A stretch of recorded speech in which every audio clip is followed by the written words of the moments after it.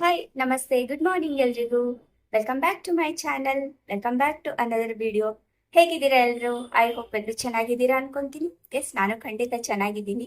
ಆ, ನಿಮ್ಗೋಸ್ಕರ ಅಂತೂ ಚೆನ್ನಾಗಿರ್ತೀನಿ. ನಿಮ್ಮೆಲ್ರಿಗೋಸ್ಕರ ಹೊಸ ಹೊಸ ಗೌರ್ಮೆಂಟ್ ಸ್ಕೀಮ್ಸ್ ಎಲ್ಲ ತಗೊಂಡ್ ಬರ್ತಾ ನಾನು ಸೂಪರ್ ಡೂಪರ್ ಹಿಟ್ ಆಗಿರ್ತೀನಿ. ಆ, ಬನ್ನಿ ಇವತ್ತು ವಿಡಿಯೋ.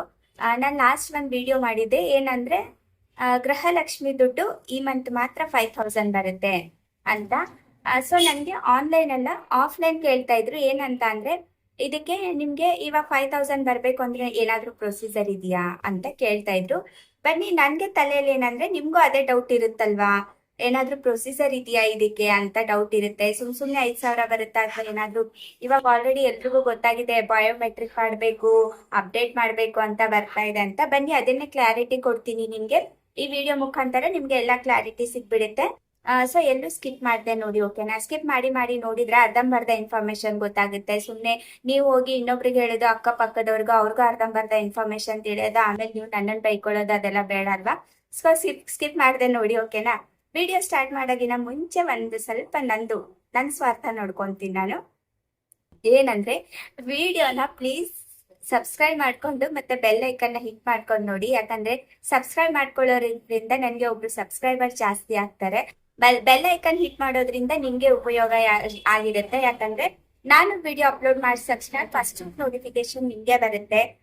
ಸೊ ನೀವುಗಳೇ ನೋಡ್ಬೇಕು ನನ್ನ ವಿಡಿಯೋ ಅನ್ನೋದೇ ನನ್ನ ಆಸೆ ಆಗಿರುತ್ತೆ. ಸೊ ಎಲ್ಲರೂ ಯೂಸ್ ಮಾಡ್ಕೋಬೇಕು ಈ ಸ್ಕೀಮ್ ನ. ಯಾಕಂದ್ರೆ ಎಲ್ರು ಯೂಸ್ ಮಾಡ್ಕೋಬೇಕು ಅಲ್ವಾ? ಸೊ ಹಂಗಾಗಿ ಎಲ್ರು ನೋಡ್ಲಿ, ಎಲ್ರಿಗೂ ಪಟ ಅಂತ ಗೊತ್ತಾಗ್ಲಿ ಏನೇನಿರುತ್ತೆ ರೂಲ್ಸ್ ಅಂಡ್ ರೆಗ್ಯುಲೇಷನ್ಸ್ ಅನ್ನೋದೇ ನನ್ನ ಆಸೆ ಆಗಿರುತ್ತೆ. ಸೊ ನೋಡಿ, ಇಬ್ರು ಸ್ವಾರ್ಥನೂ ಇದ್ರಲ್ಲಿದೆ. ಒಂದು ನಂದು ಸ್ವಾರ್ಥ, ಒಂದು ನಿಮ್ದು, ಓಕೆನಾ? ಸೊ ನನ್ನ ಜೊತೆ ನಾನು ನಿಮ್ಗೂ ಇದ್ ಮಾಡ್ತಾ ಇದ್ದೀನಿ. ಬೇಜಾರು ಮಾಡ್ಕೋಬೇಡಿ, ಓಕೆನಾ? ಅದಕ್ಕೆ ಹೇಳೋದು ಪದೇ ಪದೇ ಸ್ಕಿಪ್ ಮಾಡ್ದೆ ನೋಡಿ ಅಂತ ನಾನು ಅದಕ್ಕೆ ಒತ್ತಿ ಪದೇ ಹೇಳ್ತಾ ಇರ್ತೀನಿ. ಸೊ ಬನ್ನಿ ವಿಡಿಯೋ ಸ್ಟಾರ್ಟ್ ಮಾಡೋಣ.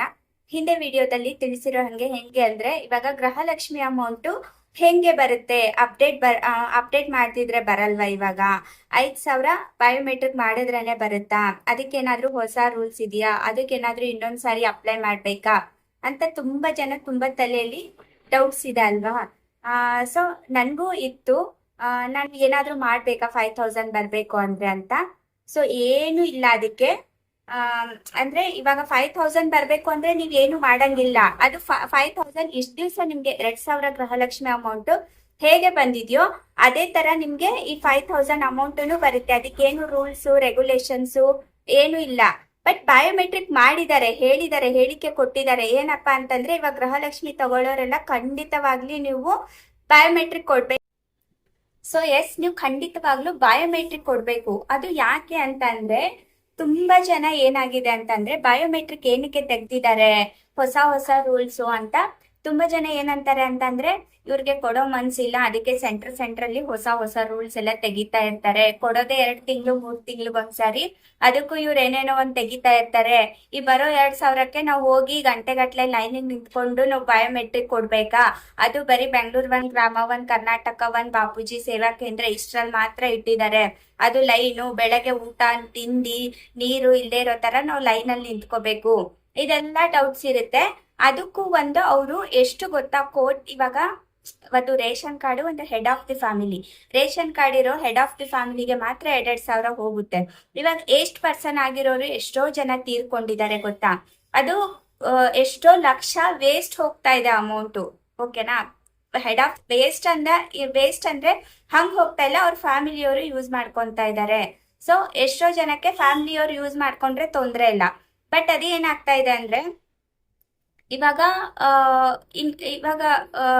ಅಕೌಂಟು, ಓಕೆನಾ? ಅಕೌಂಟ್ಗೆ ಹೋದ್ರೆ, ಇವಾಗ ಸತ್ತಿರೋರ ಅಕೌಂಟ್ಗೆ ಹೋದ್ರೆ ಅದು ತೆಗಿಯೋಕ್ಕೂ ಆಗಲ್ಲ, ಬಿಡೋಕ್ಕೂ ಆಗಲ್ಲ. ಅದು ವೇಸ್ಟ್ ಅಲ್ವಾ ಅಮೌಂಟು? ಸೊ ಅದಕ್ಕೆ ಅಪ್ಡೇಷನ್ ಅಂತ ಒಂದು ಹೊಸ ರೂಲ್ಸ್ ತೆಗ್ದಿದ್ದಾರೆ. ಯಾಕಂದ್ರೆ ಬಯೋಮೆಟ್ರಿಕ್ ಅಂತ ಕೊಟ್ಬಿಟ್ರೆ ಎಷ್ಟು ಜನ ಜೀವಂತವಾಗಿರ್ತಾರೋ ಅವರೆಲ್ಲ ಬಂದು ಬಯೋಮೆಟ್ರಿಕ್ ಅಂತ ಕೊಡ್ತಾರೆ, ನೋ ಡೌಟ್ಸ್ ಅಲ್ವಾ? ಸೊ ಹಂಗಾಗಿ ಬಯೋಮೆಟ್ರಿಕ್ ಕೊಟ್ರೆ ಲಕ್ಷಾಂತರ ರೂಪಾಯಿ ಉಳಿಯುತ್ತೆ. ಅದನ್ನೇ ಮತ್ತೆ ನಿಮ್ಗೆ ಹಾಕಕ್ಕೇನೆ ಸರ್ಕಾರ ಯೋಚನೆ ಮಾಡಿದೆ ಹೊರತು ಏನೇನೋ ಹೊಸ ರೂಲ್ಸ್ ತೆಗಿತಾ ಇಲ್ಲ. ಖಂಡಿತ ಬಯೋಮೆಟ್ರಿಕ್ ಕೊಡ್ಬೇಕು. ಬಟ್ ಈ 2,000ಕ್ಕೆ ಮುಂಬರುವ ದಿನಗಳಲ್ಲಿ 2,000 ಏನ್ ಬರುತ್ತೆ ಅದಕ್ಕೆ ನೀವು ಖಂಡಿತ ಬಯೋಮೆಟ್ರಿಕ್ ಕೊಡ್ಬೇಕು, ಓಕೆನಾ? ಮತ್ತೆ ಇದಕ್ ಬಿಟ್ಟು ನೀವು 5,000 ಏನ್ ಬರುತ್ತೆ ಅದಕ್ಕೇನು ನೀವು ಇದು ಕೊಡಂಗಿಲ್ಲ. 5,000 ಏನ್ ಬಯೋಮೆಟ್ರಿಕ್ ಅಲ್ಲ, ಹೊಸದಾಗಿ ಅಪ್ಡೇಟ್ ಮಾಡಿ ಅದು ಖಂಡಿತ ಮಾಡಬೇಡಿ. ಮತ್ತೆ ಒಂದ್ 3 ತಿಂಗಳು ಇವಾಗ ಹೆಂಗಾಗಿದೆ ಅಂದ್ರೆ ವೆಬ್ಸೈಟ್ ನಿಮ್ಗೆ ಅಪ್ಲೈ ಮಾಡಿದ್ರೆ ಒಬ್ಬೊಬ್ರದ್ದು ಆಲ್ರೆಡಿ ಅಪ್ಲೈ ಅಂತ ಬರ್ತಾ ಇದೆ, ಬಟ್ ಒಬ್ಬೊಬ್ರದ್ದು ಹಂಗೆ ತಗೊಂತಾ ಇದೆ. ಸೊ ಹಂಗಾಗಿ ಯಾರು ಖಂಡಿತ ಹಂಗ್ ಮಾಡಕ್ ಹೋಗ್ಬೇಡಿ. ಸುಮ್ನೆ 3-4 ತಿಂಗಳು ನಿಮ್ದು ದುಡ್ಡು ಬರೋದು ನಿಲ್ಲುತ್ತೆ, ಮತ್ತೆ ಫಸ್ಟ್ ಇಂದ ಸ್ಟಾರ್ಟ್ ಆದಂಗಿರುತ್ತೆ. ಸೊ ಹಂಗ ಯಾರು ಈ ತಪ್ಪು ಮಾಡಕ್ ಹೋಗ್ಬೇಡಿ ಅಂತ ಹೇಳ್ತಾ ಇದೀನಿ. ಯಾಕಂದ್ರೆ ನಿಮ್ದು ಒಳ್ಳೆಗೋಸ್ಕರನೇ ನಾನ್ ಹೇಳ್ತಾ ಇರೋದು. ಮತ್ತೆ 3 ತಿಂಗಳು ವೇಸ್ಟ್. 3 ತಿಂಗಳು 2,000 ಸ್ಟಾಪ್ ಆಗುತ್ತೆ, ಮತ್ತೆ ಫಸ್ಟ್ ಇಂದ ಸ್ಟಾರ್ಟ್ ಆದಂಗಿರುತ್ತೆ. ಸೊ ಅದೆಲ್ಲ ಬೇಡ, ಏನು ಮಾಡಬೇಡಿ, ಆರಾಮಾಗಿರಿ. ಅಪ್ಡೇಟ್ ಅಂತ ಬಂದಾಗ ಖಂಡಿತ ನಾನ್ ತಿಳಿಸ್ಕೊಳ್ತೀನಿ ಅಂತ ಇನ್ನೊಬ್ರು ಮತ್ತೊಂದು ತಿಳಿಸ್ತಾರೆ. ನಾನಿಲ್ಲ ಅಂದ್ರೂ ತುಂಬಾ ಜನ ಯೂಟ್ಯೂಬರ್ಸ್ ಇದ್ದಾರೆ, ಅವರಂತೂ ತಿಳಿಸ್ತಾರೆ, ಫಸ್ಟ್ ತಿಳಿಸ್ತಾರೆ. ಸೊ ಪಂಚಾಲಿಟಿಯಿಂದ ಯಾರು ಹೇಳ್ತಾರೆ ಅವ್ರದ್ದು ಕೇಳಿ ನೀವು ಮುಂದುವರಿಸಿ. ಅಕ್ಕಪಕ್ಕದವ್ರಿಗೆ ಅರ್ಧಂಬರ್ಧ ಇನ್ಫಾರ್ಮೇಶನ್ ತಿಳಿದು, ಇವಾಗ ಮೊನ್ನೆ ಒಂದು ಇನ್ಸಿಡೆಂಟ್ ಆಯ್ತು ನನ್ಗೆ. ನಮ್ಮ ಆಫೀಸಲ್ಲೇ ಯಾರೋ ಗೃಹಲಕ್ಷ್ಮಿ ಜೊತೆ ಯಾರೋ 1,000 ಕೊಡ್ತೀನಿ ಅಂತ ಹೇಳಿದಾರಂತೆ. ನಾನ್ ಮಾಡ್ಸಿದೀನಿ, ನೀವು ಹೋಗಿ ಮಾಡ್ಸಿ ಅಂತ ಹೇಳಿದಾರಂತೆ. ಅದು 1,000 ಅನ್ನೋದು ಯಾವ್ದು ಎಲ್ಲೂ ಇಲ್ವೇ ಇಲ್ಲ. ನಾನ್ ಮಾಡ್ಸಿದೀನಿ, ನಂಗೆ ಬರ್ತಾ ಇದೆ ಅಂತ ಹೇಳಿದಾರಂತೆ. ಸೊ ಒಬ್ರಿಂದ 1,000 ಜನಕ್ಕೆ ಎಷ್ಟು ತೊಂದರೆ ಆಗುತ್ತೆ ಗೊತ್ತಾ?